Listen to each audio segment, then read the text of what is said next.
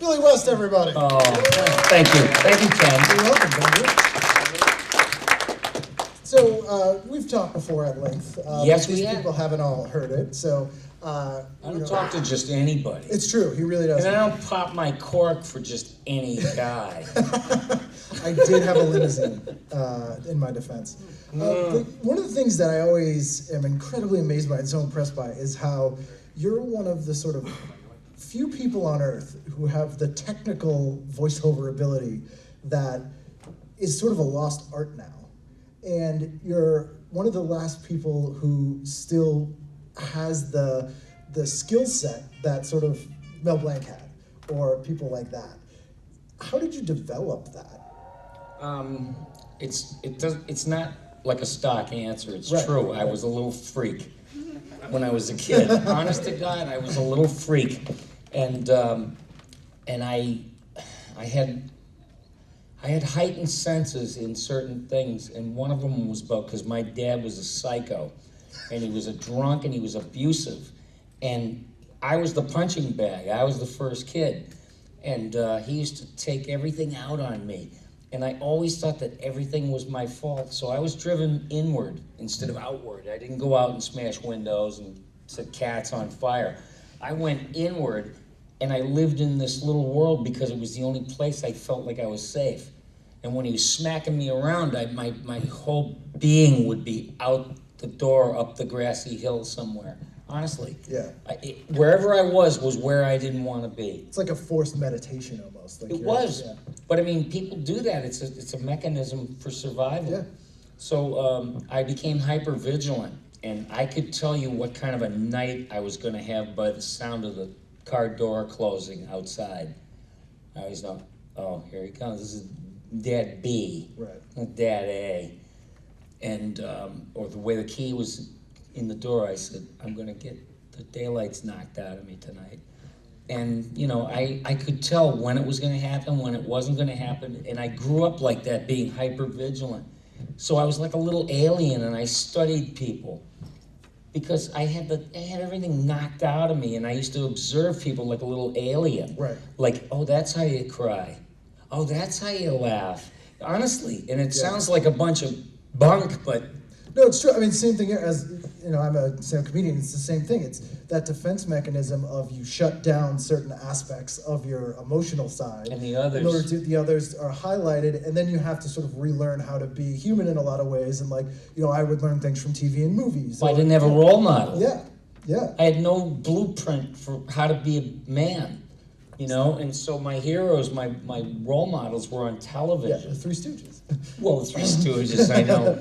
Hi, dads. My three dads. Yeah.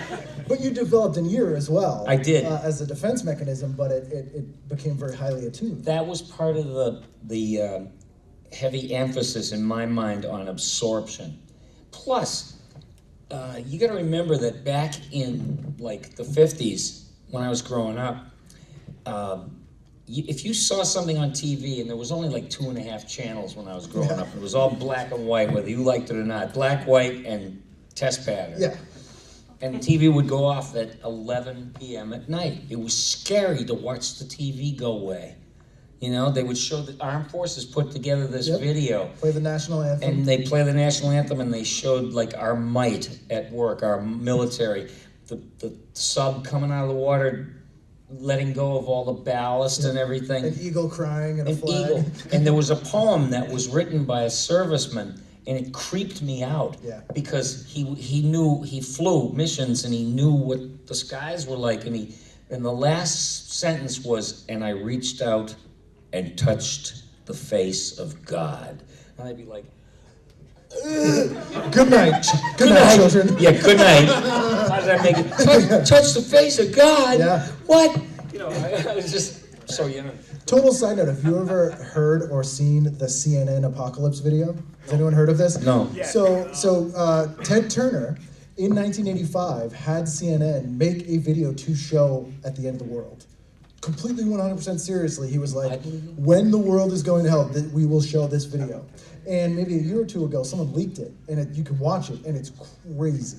Tell me that it's comical, It's- like it's not- postmodern art It's not was. intentionally comical. It's deadly serious, and It's so hokey that it's yes, funny. because it's 1985 and it's very hokey and serious, and it really seems like a joke. But it reminded me of those sign-offs. But it's like literally a sign-off for America. It's like a sign-off. We're shutting the world off. I totally get what you're saying. Yeah. That was born of super cynicism. Yeah. You know, and he was around Jane Fonda. He was married to her, so what do you want from a guy like that? Yeah. Yeah, I know. I like Jane Fonda. I'm just looking for an opening to get. But it does seem like he would be like, no, honey, I'll make an end of the world video. I'll do it this weekend. Yeah. Meanwhile, he and Ted Turner and Jane Fonda. He owned the Braves. Yeah. And he would be up in the stands, and they'd go, "Well, there's the man himself, Ted Turner, and his wife Jane Fonda, and they're doing the tomahawk chop." Yes, yeah. You know, he'd be like.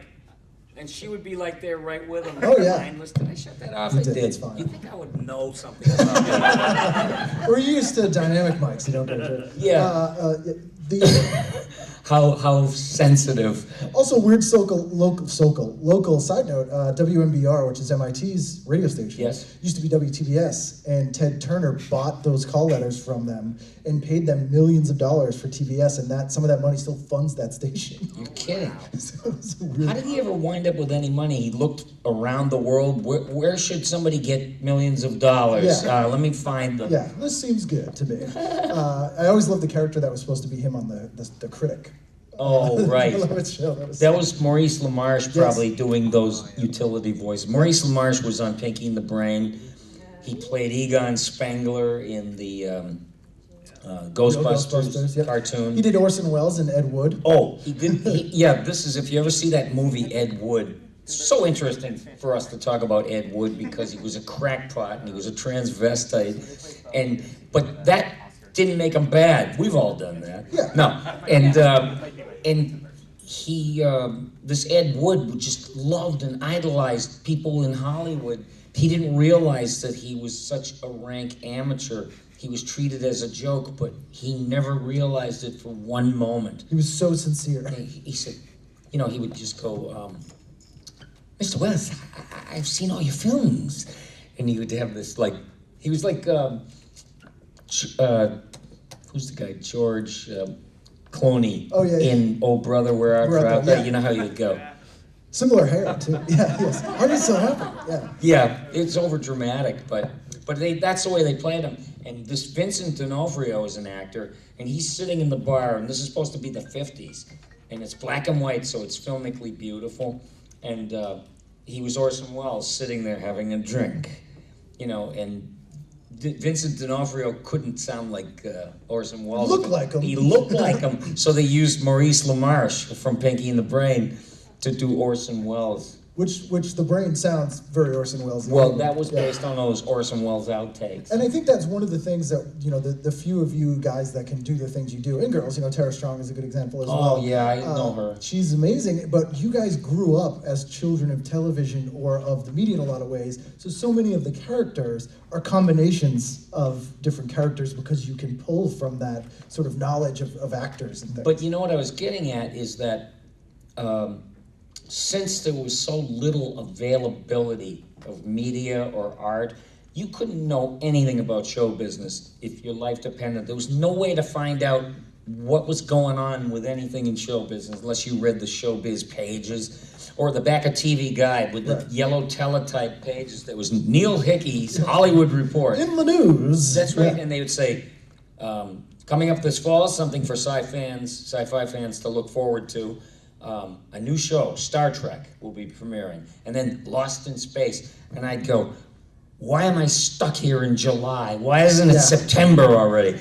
You know, because that's all I lived for. Yeah. But the bad part about all that stuff is there's no way to capture it or hold it or contain it unless I had a reel-to-reel tape recorder and I would record dialogue from TV. And you'd have this sense of desperation. All the artists that I know, the guys who drew like the Munsters, they did it to keep reminding themselves of how cool something was that they just saw, because you knew in 5 seconds the coolest thing you ever saw in your life is going to be gone forever. You never knew when they were going to ever show it again. They just didn't tell You you. couldn't call it up on your phone. Yeah, I mean, that's what I would do. I'd memorize these shows. I remember being in school and being miserable, and I would sit there and I would replay the shows in my head to sort of watch, which sounds completely But crazy. that's why you're good. That's why you're great. The thing about my desperation was, I would watch a spy show. It was on in the 60s called The Man from U.N.C.L.E. And Robert Vaughn, I kind of chose as a role model. He ran around with a tuxedo. He had this Walther P-38 that was modified with a silencer on it. He hung around with beautiful women, and he drove a gull-wing car. This is the 60s. I said, Dad. There was my role model. Yeah. And I idolized the guy for a number of reasons. He was a damn good actor. And I would watch the episode, and I would tape it, or I would try to remember everything about it as it was going by.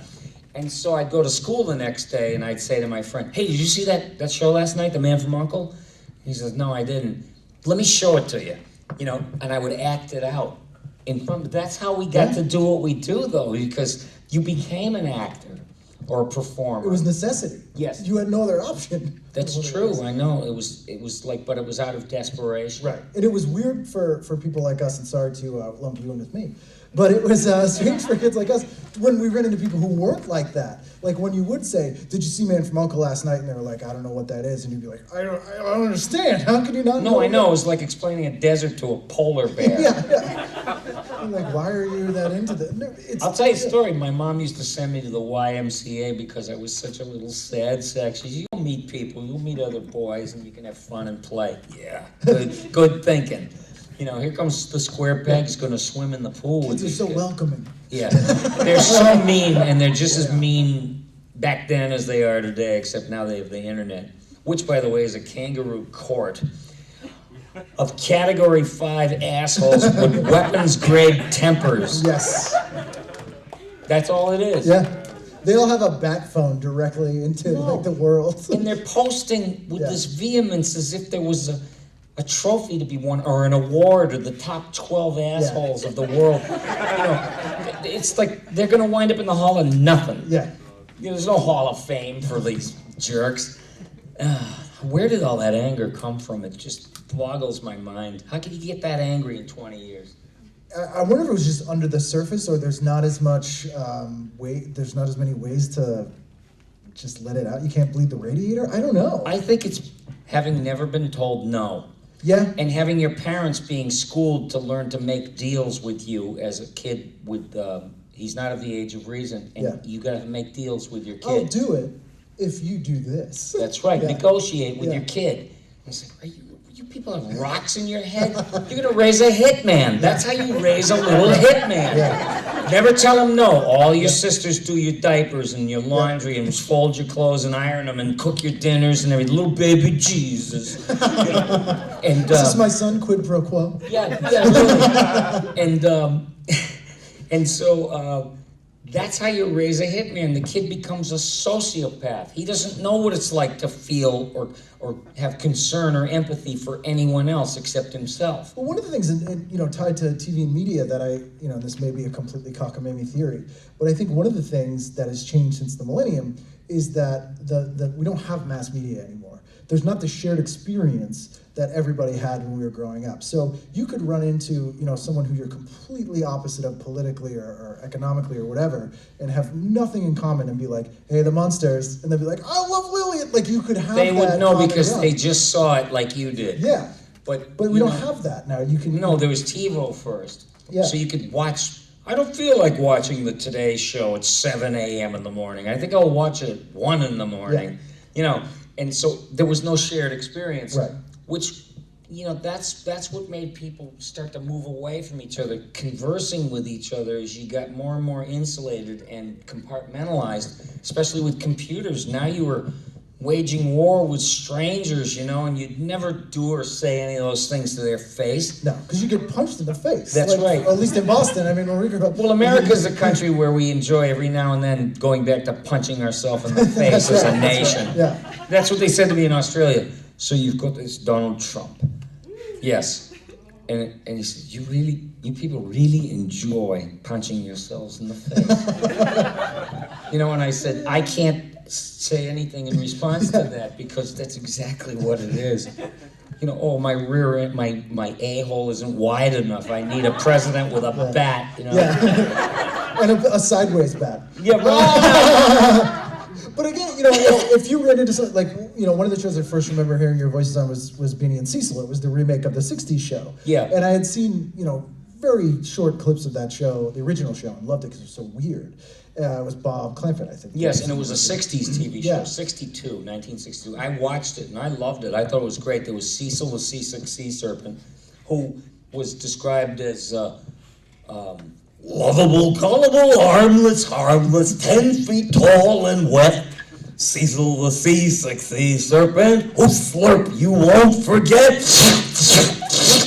Which is it was basically like an Of Mice and Men story. Yes, In a lot of ways. and he had a little friend named Beanie because he wore a beanie copter, and you know he was always in trouble. Like Beanie was in trouble, and he'd go, "Help, Cecil, help!"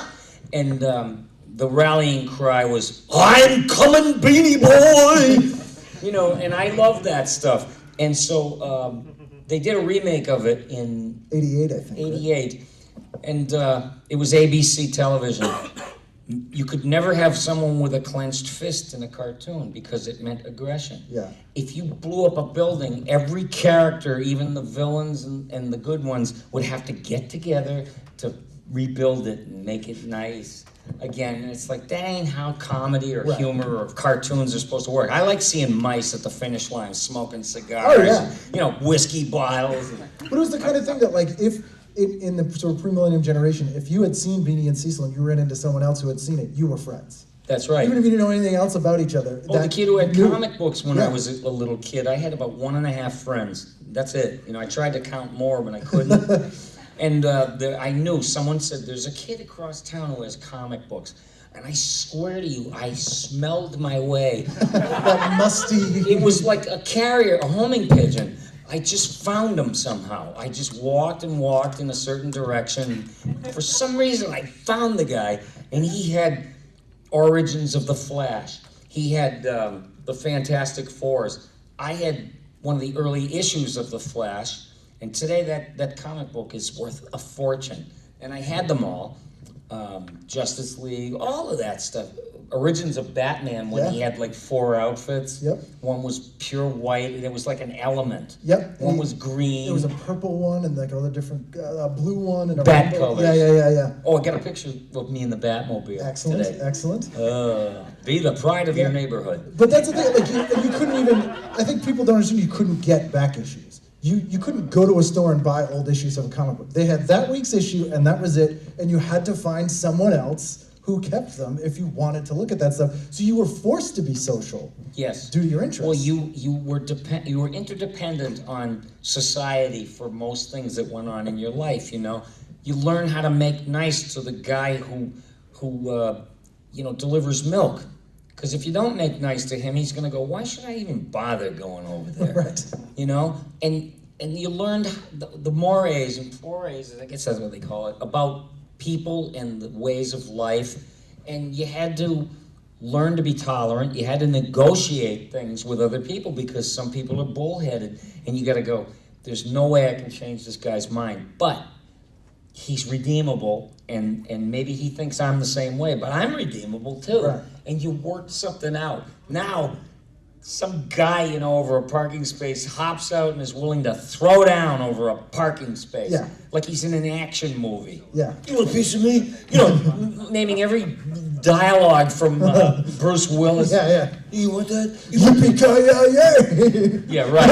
Thank you. That one doesn't even make sense, right? I'm just I trying know to... it would be a whole different thing if they just were genuinely angry, but it's like they're doing scenes from movies, acting out. Yeah, it's like a hierarchy of needs, I think, as not to get too heady with everybody, and we'll talk about cartoons in a moment. We've gotten into an anthropology lesson here. But as American society, people have less things to worry about. Like, kids aren't getting drafted and aren't dying every day, and they will necessarily, which may happen. We have a new regime. Yeah, but as those stuff, you're going in the army, or you're going to jail.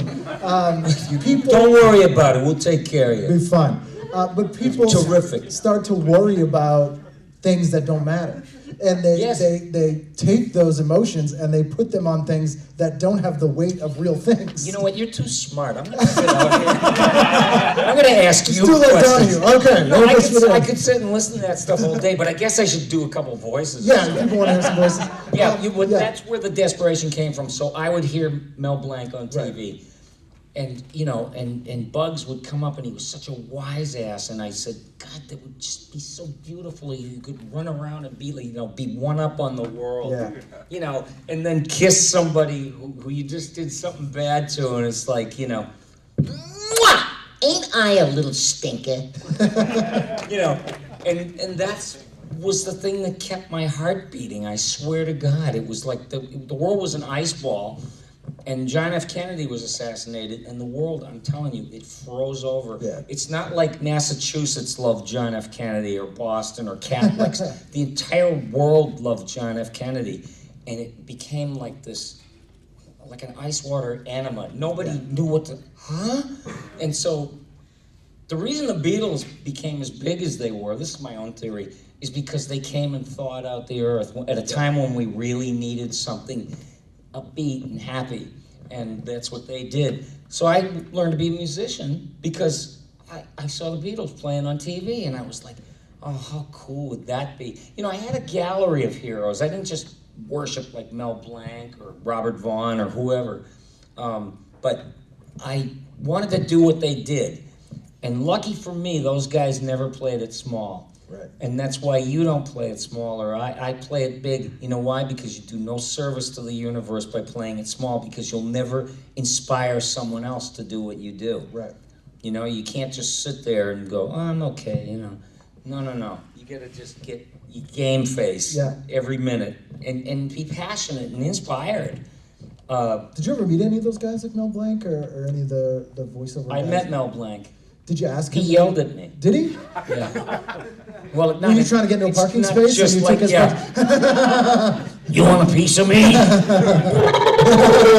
I hate you. I would love to see Mel Blanc's parking space anger. I was yours first.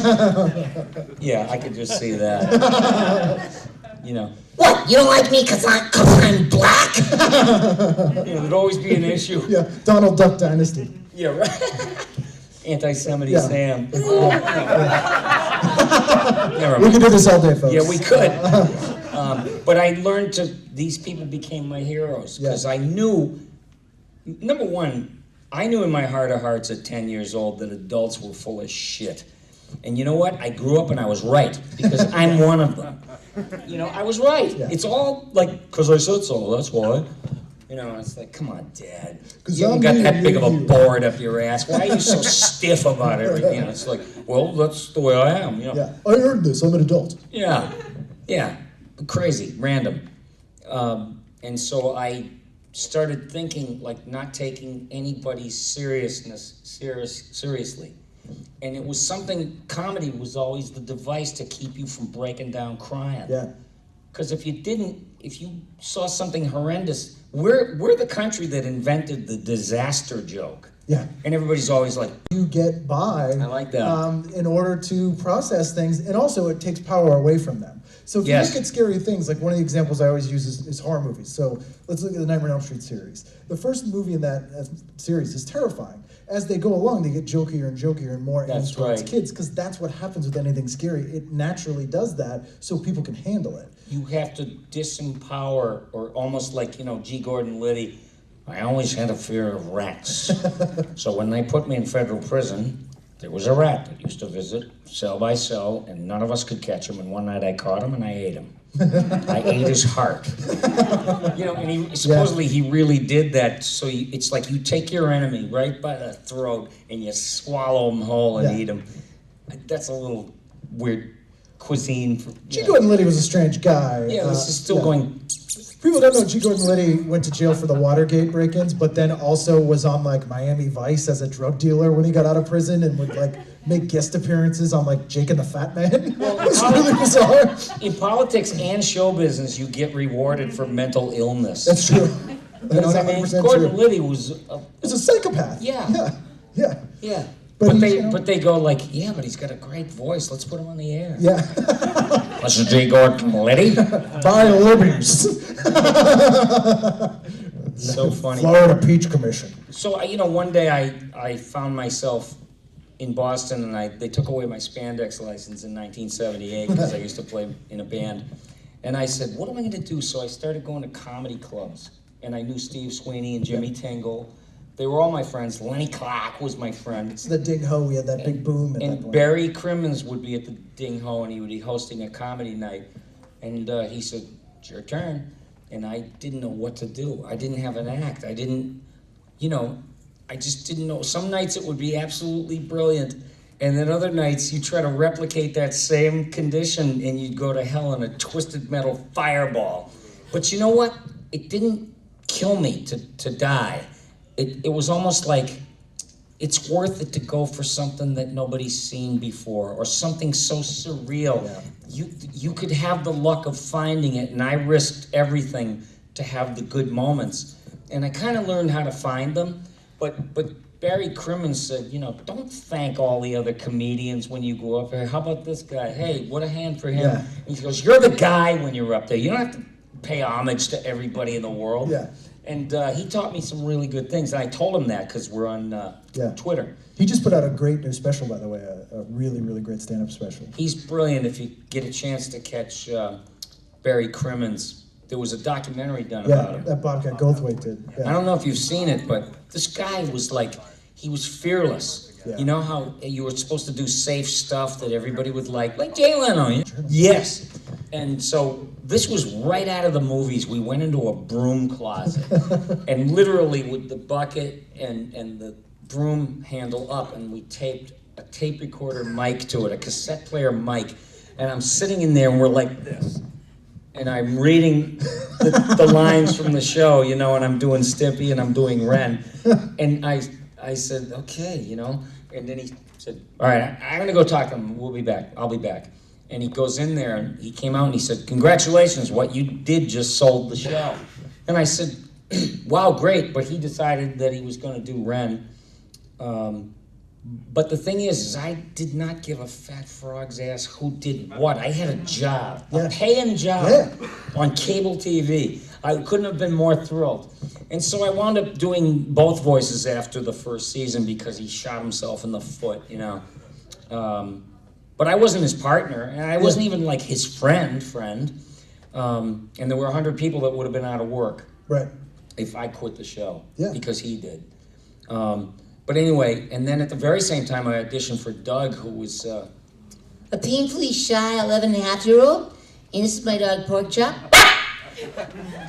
Which is as far away from Ren&Stimpy as you can get, probably. I know. Say Doug. Yeah. I know. Hey, Ren, will you button me? Shut up, you fool! That's what I'll kill you! And then I'm going to this sweet little cartoon, I want to have a date with Patty Mayonnaise. And then this a-hole who was based on one of the personal devils I had in school, this Roger Klotz, he reminded me of a guy that he was always jabbing me right in that vulnerable spot near your collarbone. What do you think of that? It's like, I don't like it. You're gonna like it. It's just, kids are so damn mean. Oh, yeah. And so this kid, Roger Klotz, his enemy, whatever you want to call him, had pointy shoes, and he had a pointy nose, and his hair came to a point, and his chin came to a point, and he was like that, and he reminded me of that guy, so I gave him sort of that guy's voice, only just amped up for cartoon world. And, he said, here comes Roger Klotz. That's right, Funny. Guess what, Funny? I'm running for office, so vote for this! I actually loved... they never really said No, that was it. That was another, it was a bad joke and it wasn't worth stealing in the first place. I love hearing you do skeets on Justice League Unlimited with someone... Booster Gold. Yeah, I'm blanking. Bruce Timm created Booster Gold, and he said, why don't you come in, we'll get this part that I want you to do, skeets. And I said, what should I do for him? He's like a little helper, and he flies around. Bruce Timm doesn't take himself seriously. He's like, he does this incredible work, and then he's like, you know what I mean? Just doesn't matter. Mess around with it. Yeah.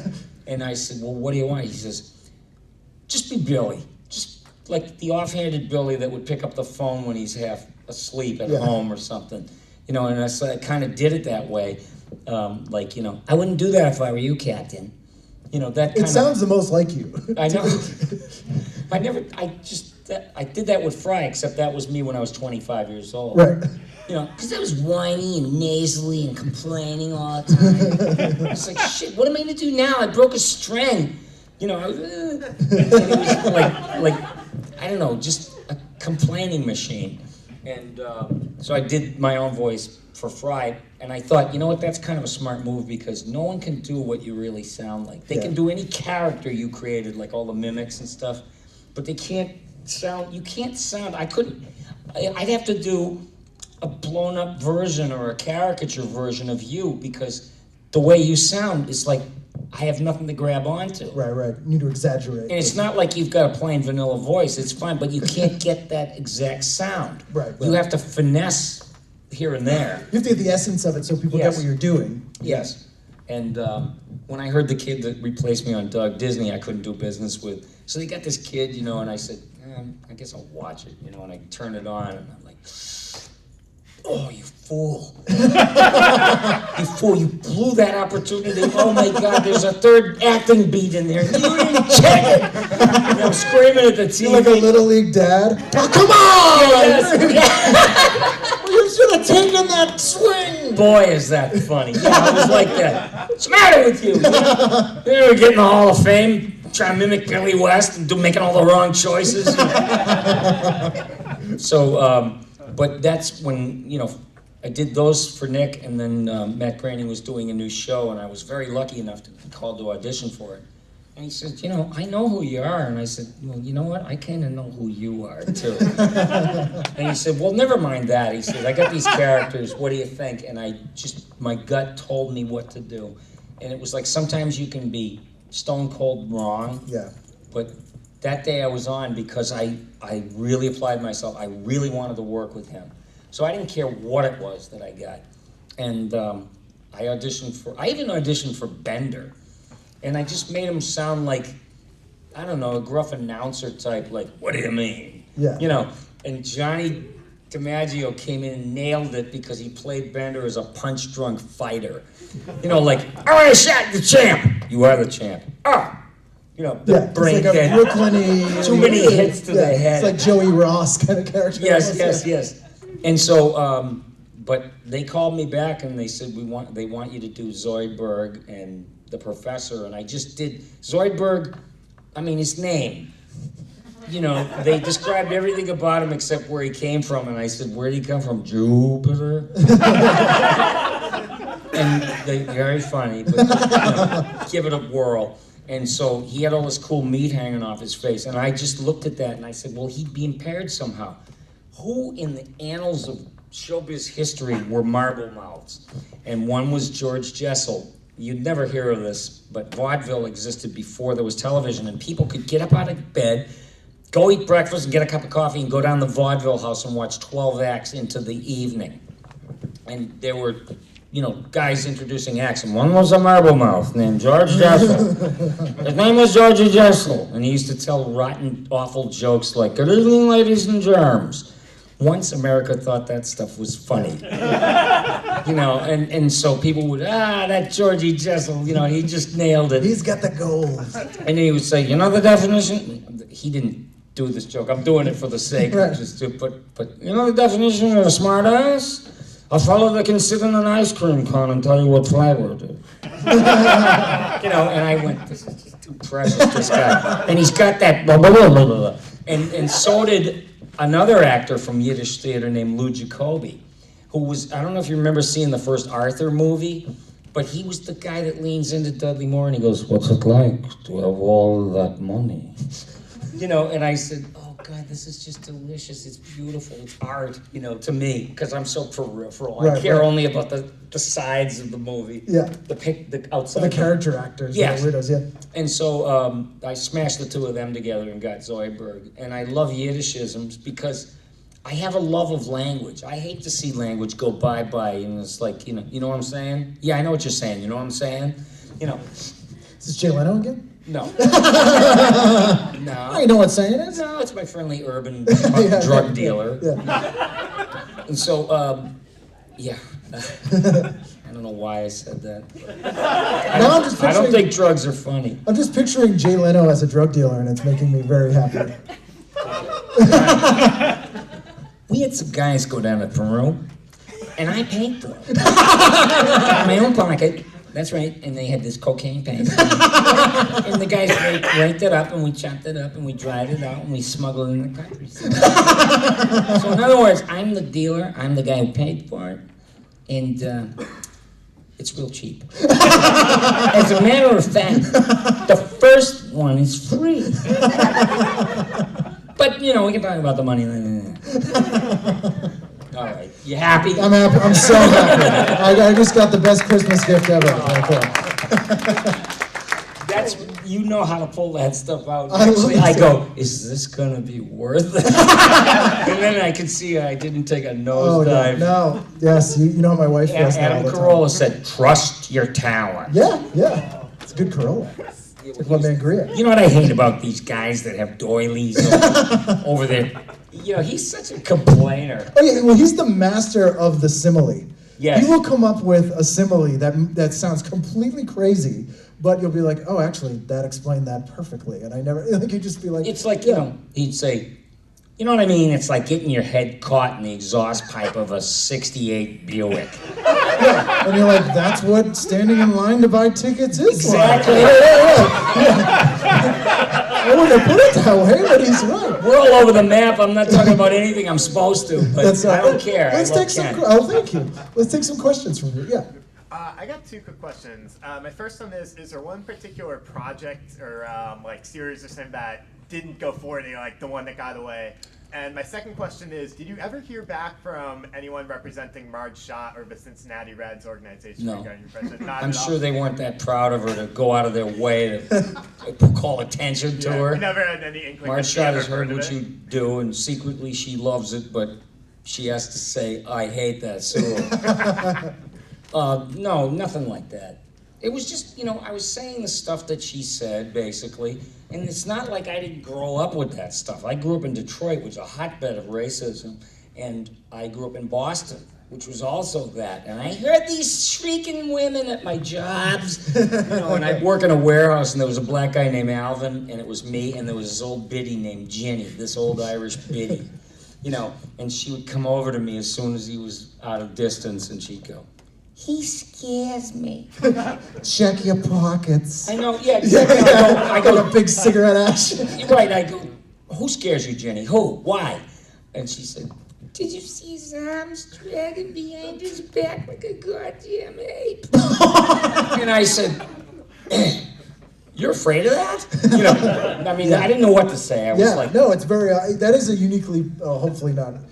It happens in Boston a lot. When we're growing up, that people are like, they'll look at you and like, no one's around. Let me tell you something. That's Yeah. the other thing, you know, if there were two Irishmen left in the world, or three Irishmen left in the world, two of them would get together and talk about the Yeah. other one. You see the way he eats potatoes? Yes, exactly. Oh, That's funny. That's funny. But, you know, I grew up in that. I had an Italian friend whose dad was a chief of police in Boston, a captain, actually. And I'd come over to their house, and it would be like seafood night for Christmas. Yeah. Whatever the... the 12 fishes or whatever they do. Whatever, Yeah, the when they fish. get the eel in the bathtub. The ones you'll sleep with later if you make fun of the dinner. Yeah. So he would, my friend would be in there eating, and everybody would be at the table, and I would wait like out on the stoop, you know. And the father would get radar. He knew there was somebody near his table that wasn't eating. Yeah. And it bugged him. It wouldn't matter if he hated my guts. He's got to find me. And he goes, hey, kid, come on in, Sam. Load him up, load up his plate. That's some more. Yeah, and that was a beautiful thing, but then I'd go over to my Irish friend's house, and I'd be sitting in the parlor, and they'd be in the kitchen quietly eating dinner, and the father, as the head of the household, takes the responsibility to lean out to the guest, or the guy who's waiting for his son, and go, you don't want nothing to eat, do you? We'll be done in a minute. And I'm Irish, and I have dual citizenship to Ireland, which may come in handy in the next 4 years. Yes. Speaking of which, You got a problem with what I said? I hate those Irish. Richie Reardon. Ah, Richie Madden? Yeah. Seriously. You This want is to a know about BCM him? character? Serious? No, it was every character that I knew. It was every guy I work with. He goes, "She getting any broads?" Yeah, Richie. I guess they think I'm cute. I wasn't handsome. I was cute.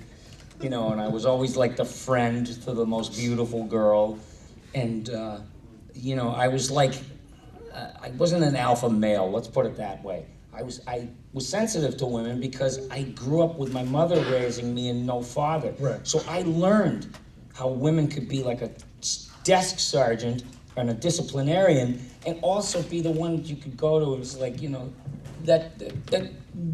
so and so Georgie LaFleur kicked me in the eye, and she'd be like, "Don't worry about it. Someday you're gonna get him when he ain't looking." Right. Just that friendly Irish advice. Oh, violent empathy. You know where he lives, don't you? I know his mother. She's not home all the time.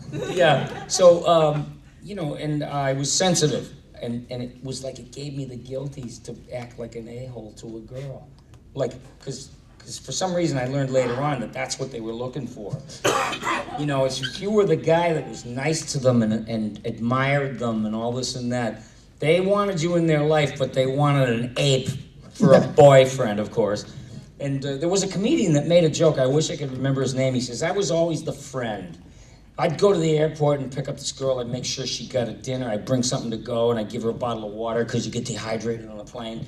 And then I'd drive her home, give her a ride, drive her home to the boyfriend who beats her." Yeah. And I found out that's real. I mean, it's like I don't represent anything that they're looking for. Right. But then you find out there are women that you were made for them, and Yeah. vice versa. Yeah. But Richie Reardon was that guy. Richie Reardon was a guy who pretended to be, seriously. Yeah. Like Donald Trump, I'm the anti-Donald Trump. When women come up, I go, "I'm going to grab you by the hand." That's my aggression. Yeah. That's as far as it goes. Yeah. I'm going to grab you by the He'll hand. look you in the eye and grab it. Yeah, exactly. Yeah. But those kind of guys, those towny kind of guys, like my favorite thing they do would be coin phrases. I don't know if that's like a uniquely New England thing, but like there's It's a real thing. It's so weird. One of my favorite ones was an old barber I had was telling a story about scaring a guy, and he goes, "Guy was so scared he shit out his own ghost." And I was like, why haven't I heard that every day? Like that's an amazing. Did you just come up with it? You're exactly right, but I never heard that one. Yeah. I heard, you go out with that woman and you're fat and higher than your ass. Yeah, it's just crazy. And again, you're like, I know what that means, but I've never heard anyone. But I'll say use that. it on somebody. Yeah. Yes. What was the moment you talked about growing up and having that escape mechanism and Yeah. stuff? What was the time? Can you pinpoint when you realized that you could make a career, that you could make a living in the entertainment industry? It never occurred to me because I didn't care about being famous. I mean, I was on the radio and a lot of people knew who I was, millions of people didn't. But I didn't care about being a star. I cared about bringing something to the table. I was bursting. I wanted to bring something to the industry so bad, and that's what kept me inspired and passionate. I didn't know you could be famous for doing voices. Only Mel Blanc could have that, Right. Gary Owens. Gary Owens, and I certainly didn't think you could make any money. I never dreamt that for a second. So I came in for all the right reasons, sort of serendipitously. You're trying to do good work. I was trying to use my powers for good. Yeah, and that's how I felt about everything. But honestly, I never knew that you could be a big deal. I mean, your future is so unwritten, and it doesn't matter if you're an old geezer like me or if you're a young, nubile woman from Puerto Rico, which I happen to know is true. Yes. But I mean, your future is so unwritten. You have no idea. And I'm going to tell you a real true story. When I worked on the Stern Show, Donald Trump came in as a guest, and I was there. And his segment's done. He comes out in the hall, and I'm standing near production. I go, "This is my chance to just go over to him and say something, say hi." My phone is buzzing my ass. That's don't make no never mind over that. So I go, "Donald, man, what's it like?" And meaning like, what's it like to have billions of dollars? He goes, Friend, right now I'd rather be you. I was like, why? And he goes, do you owe $900 million? And that was the $900 million that the loss, went yeah. bye-bye. You know, so he was pulling my leg too. It's like, oh, Yeah. poor Donald, he just lost $900 million. Yeah. It's a way to I'm going to commiserate with you. And, Yeah, go in the trenches with Billy. Yeah. Billy who, you know. Yeah, Yeah. And that's like, you would never know that would come up prominently 30 years later. You know, like that would be a thing that you would go, oh that's my God, what I mean. was there for that. Yeah. That's what I mean about his future was totally unwritten. Yeah.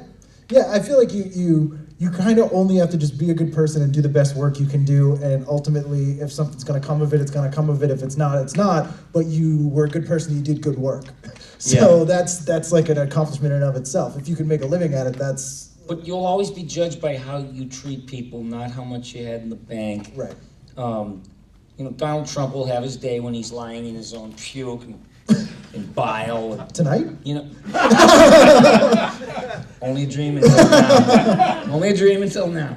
And you know, I mean, he'll be there, and he's got to be nice to somebody for reals, genuinely, because some guy with nothing to lose is going to be changing his junk. Yeah. Yeah, and go. Little did you know that when it came time to cash in your chips, that I would be your banker.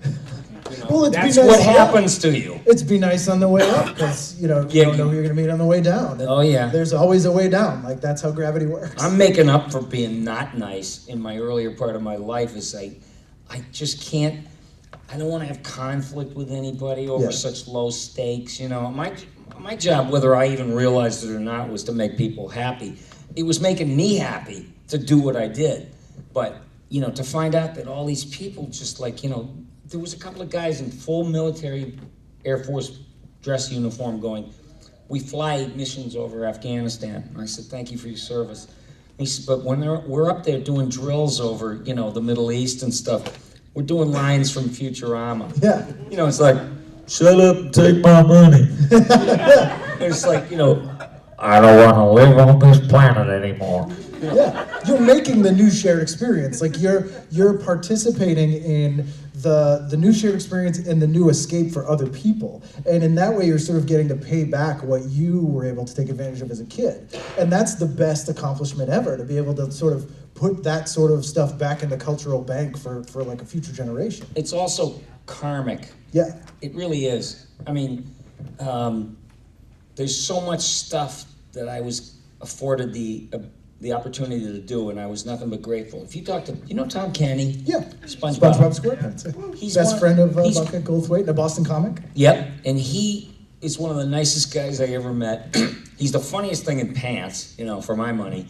And we get together and we talk about exactly the same things about gratitude. Like, what are the odds that we would do what we did and keep doing it as a living? What are the odds? They're 1,000,000,000 to 1. And what are the odds of, you know, against like people knowing who you are and knowing your work and following you? Those are unbelievable odds. Yeah. And we talk about like, you know, just thank God, you know, we could have been, scrubbing old molasses, you know, From in the South spill. Boston from the spill, exactly. You know, and they say on a hot, salty night, you can still smell the smell of 100-year-old molasses and piss. It's like a smoky gingerbread strip club. Oh man, this is having too much fun. I'm gonna hyperventilate. Yes. Earlier you said Mel Blanc yelled at you. Is that a story we want to hear? I guess. You got curious. Can't leave that one hanging. No, out. it wasn't like you think. It wasn't like you think. It wasn't as bad, but I'll beef it up for romanticizing the story.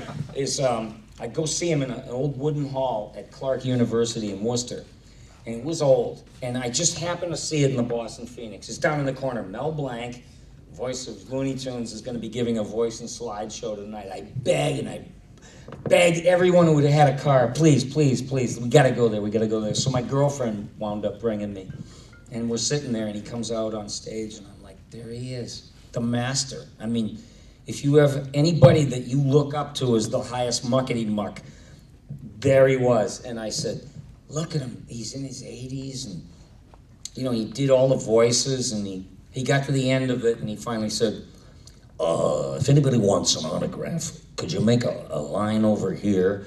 And I got up, and I started body slamming people. I was checking little kids. I'll make a line! Like a hockey player. I was, you know, and he goes, could you let the little kids go? And I was like, but I did get to go up to him, and while I was waiting, you know me and my love of periphery, Yeah. I'm looking down his ear. And it dawns on me, I'm looking down Mel Blanc's ears. Can you imagine all the people that he met that he heard through that ear? Oh, yeah. I mean, who thinks of that? You do. I did. I know, but I mean, it's Yeah. just like, I'm looking for some way to have something in common with him. I have that too. Yeah. So, and when I met him, it was like that painting. You probably know the artist. I always get it wrong. Maybe Sistine Chapel or Michelangelo, where God is reaching down let from there the be heavens. light, yeah. And there's this little dude that just wants some of his DNA pointing upward, like it's really gonna happen. Yeah, yeah. And that's what it felt like.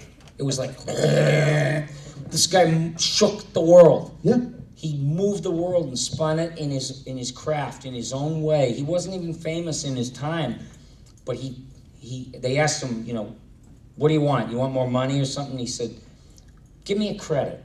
Yeah. And he was the first credited voice guy, because they didn't want anybody to think that you could lay the identity of those characters on one single person. It was a studio-owned the Hanna-Barbera character. That's right. Studio-owned It's the character that's important, not you. And Yeah. the real simple reason is the character will never demand a raise. Yeah, and it won't age, and it won't look different. That's yeah. right. Yeah, I mean, Mel Blanc, Jack Kirby, like those are guys that I feel Yes. like are like the secret architects of popular culture. They are. And they're starting to, you know, in the last 10 years, 20 years, they get the credit they deserve. But they were just, you know, 9 to 5 working guys. But they were driven. Doing this amazing work, but I don't think they thought of it that way. But you're absolutely right. It's like, if you live long enough, you either become a parody of yourself, or people just figure out who you are and elect you president of show business. You know, it's like, thank you. You know, and this guy never heard that back in the 30s and 40s and 50s. They got like, well, you get out of here, you're nothing but annoying. Yeah. And so, you know, meeting him was a big deal. I met Les Paul. Wow. He was a guitar hero of mine. I had a Les Paul guitar, and I meet the guy. And it's like I met a lot of my heroes. I met Jackson Beck, who was the voice of Bluto in the old Popeye cartoons. And he was in the pizza commercials, you know, Yeah. Little Caesars. Little Caesars, yeah. You go, at Little Caesars, you can get a crazy 8 topping. You knew that voice. Yeah. And he did, you know, Thompson's Water Seal. Yeah. And yet he did dramas on radio when there was no TV. He was Philo Vance, detective. You know, and here he was, he's like this big. And I worked with him on a commercial. And I had met him earlier at the Comedy Channel. I was an announcer over there. Yeah, you were but- the voice of the original Comedy Channel. Yes, I Yeah. was. And Higgins Eddie, Boys and Gruber and yes, Night exactly. After Night. Yeah. And Eddie Gordetsky was programming the comedy stuff. And so they had in Tommy Sledge, or somebody interviewed Jackson Beck. Yeah. And he comes in, the old guy, you know, and he goes, where do you want me to sit?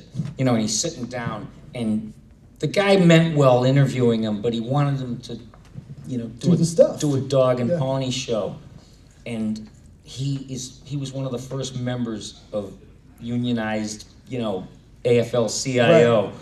And he remembers what it's like to go down Madison Avenue with newspapers stuffed up in your coat because they didn't have thermal jackets back then. He knew. And so I said, you know, I told the woman that was in charge, I said, you know, you don't do that to Mr. Beck. Yeah. You know, because I think it'll end badly. And then I see him at a commercial session. He goes, you know, I meant to thank you for telling these people that, you know, I'm not going to sit there and laugh while they're stealing my shoes. Yeah.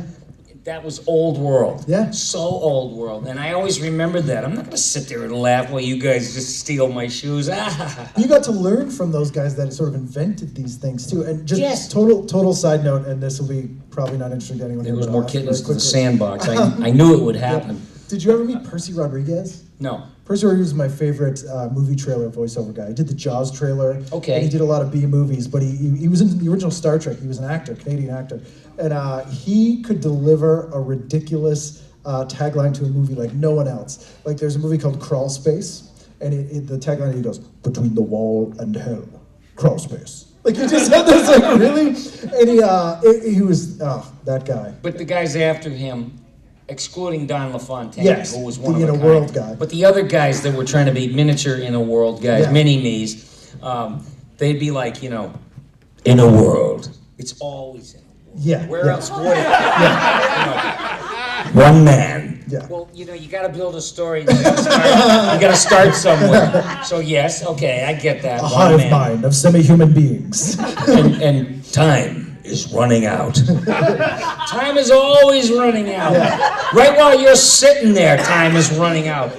Wasting my time that's running out. But I always had a respect for those guys that had to go deliver these ridiculous lines in commercials or whatever in this very serious way. Yes. And you know, like again, Percy Rodriguez, someone from the movie Popcorn, and it was popcorn, buy a bag, go home in a box. That's It was like this really. But they had nothing else to do Yeah. but just make fun of it. Right. Because they were getting paid for it and they doing what these people wanted. You have Yeah. this voice of authority, this voice of God, you know, and I said, who talks like this? Nobody. And I can do all that stuff. Yeah, I can fake it, you know. You This just portion do of it. our program is brought to you by Bluetooth. Now brain cancer comes in a new color, blue. Bluetooth. I mean, I know that form. I know the form, but I F with it because Yeah. that's what you're supposed to do if Which you're I like, loved on Ren&Stimpy when you would do like the commercial. You would always do the announcer voice guy. yes, and I put emphasis on all the wrong words. Yes. Like a one-take announcer who had 40 of those to do in a day. You know? That's right. Yes. And you know what? That came from real life because a guy named Paul Frees who did the voice of Professor the Duck. Oh. Ludwig von Drake. Ludwig Yeah. von Drake, and he was also the Pillsbury Marshmallow Boy. Yeah, him, he started that, and he was Boris Badenoff on Rocky Rocky Bullwinkle, Bullwinkle, yeah.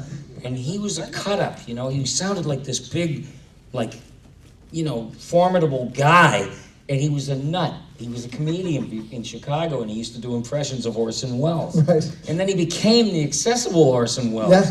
because he tried to imitate him. And what happened was he became a crime freak. He met Elvis at Sam Frank's, which is a breakfast joint in Hollywood. Yep. And Elvis was there with his people, and Paul Frees was there with his people, and Paul's holding court, you know, Natasha, you know, and they're all sitting there, oh, Paul, Mr. Freeze, oh. And then Elvis is over here, and Elvis, you know, he's like, something's bothering him. He's like, hey man, what's that? And he looked over and he goes, what the hell's going on over there? And he hears these voices, so Elvis has to get up. He comes over to Paul Frees and he goes, hey man, how you do that? You know, and he goes, it's easy if you're me. You know, and Elvis has never had anyone in his successful life tell him, you know, it's Yeah. easy if you're me. What do you want to know? And, you know, because Elvis was the king, but Oh, not yeah. that day. And so Paul Frees knew that Elvis was a crime freak. Yeah. And he said, you want to see something really cool? See a yeah, body? I'll see. Whatever you think is cool, I'll think it's cool Yeah, too. man. Yeah, so he pulls out this honorary FBI badge, and Elvis is stunned. He planted that idea in all this? Yes, and that's how it came to, I'll tell you, Yeah. is he's got this badge, what do you think of that? And Elvis says, how do I get one? You know, and he said, I'll set it up for you. And they arranged for Elvis to meet Richard Nixon. And, you know, Nixon's sitting in there, you know, and he's Hey going, man, I want to find drug dealers. Man. you say, Elvis is coming over. Elvis who? Elvis? Elvis, I mean, Pelvis. And then, yes, Mr. President. And he goes, well, what the hell does he want? You know, and he says, he's real big with the kids. Meanwhile, 20 years too late, he's Yeah. real big with the kids. With the 35-year-old kids. Yeah. And so he goes, he can send your anti-drug message to these kids and spread the word. Meanwhile, in that picture you see with him and Elvis, he was as high as a rat. Oh, yeah. He had it looked like he had worms growing under his skin from like opioids. Yeah. You know, and here he is like, this is the best day of my life. You know, and then he went out with his badge and he used to ride around Tennessee pulling over cars and arresting people. He even wore a cape. I'm gonna commandeer this car, man. Yeah, but that's how it happened Yeah. because of a cartoon voice guy. In every city he would go to the police station when he first got to the city and essentially make them give him an honorary badge. And in offer every his city. services.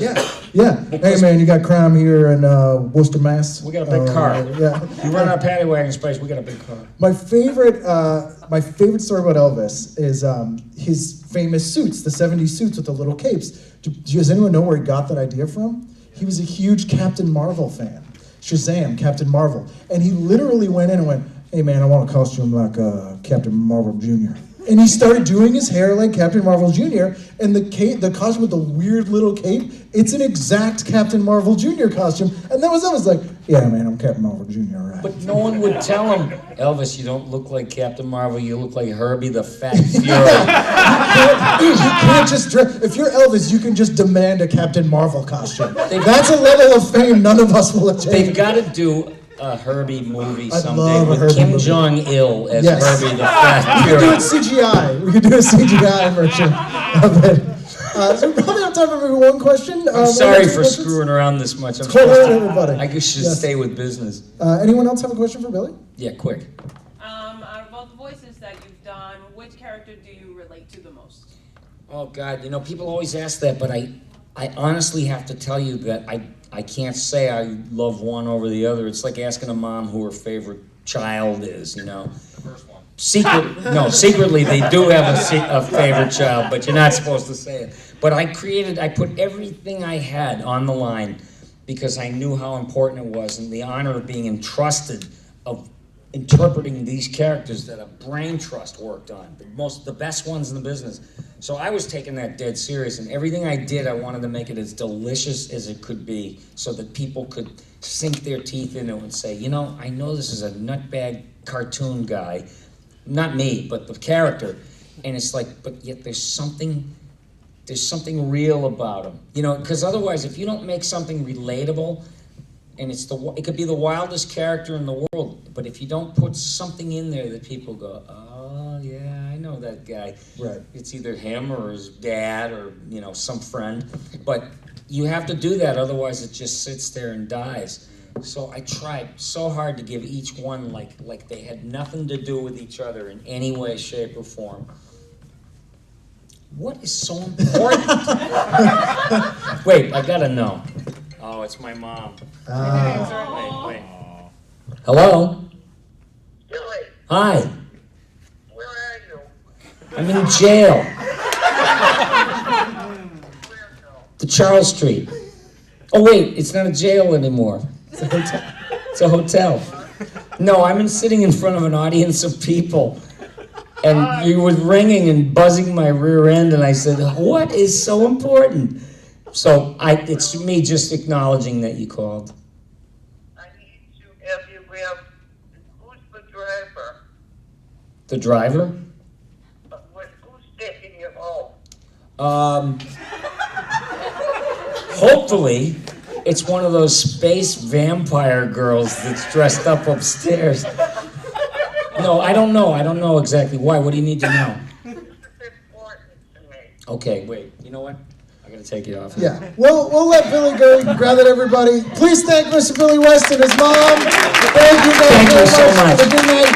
Thank you. Thanks.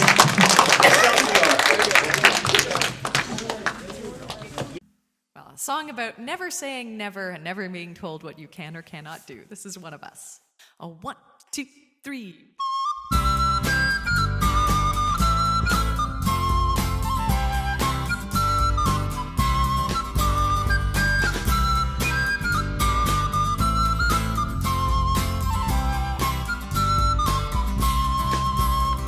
Before I got to fighting, or when fighting got to me, I looked to find examples on the field of chivalry, and I saw mighty arms, much stronger than my arms could ever be. So I thought perhaps that field was not for me. But still I stayed and watched the fighting till one figure stood apart, in armor newly fashioned and a helm more pot than art. But each blow is thrown with honor and the lightness of the heart. So I took that step which soon became a start. 'cause she was not the biggest fighter, nor one to raise a fuss. But I remember being proud that she was one of us, and we might never stand together in a shield wall side by side. Because of her, I lift my sword with pride.